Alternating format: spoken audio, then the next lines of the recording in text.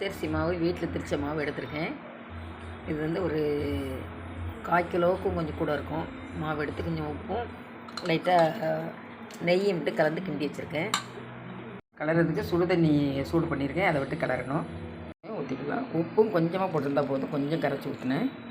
பசஞ்சு வச்சாச்சு. பிடிச்சி இந்த மாதிரி இட்லி பாத்திரத்தில் வேக வச்சு எடுத்துடலாம். இன்னொரு பாத்திரத்தில் தண்ணி கொதிக்கி அதுக்கு வந்து உருண்டையாக பிடிச்சி வச்சுருக்கேன். இது அதில் போடணும்.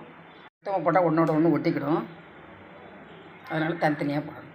ஒரு 5 நிமிஷம் ஆனதுக்கப்புறம் தான் அதை கலக்கணும். இல்லைன்னா அடியில் ஒட்டிக்கிடுவோம். பாத்திரத்தில் கொஞ்சம் வேகட்டும்.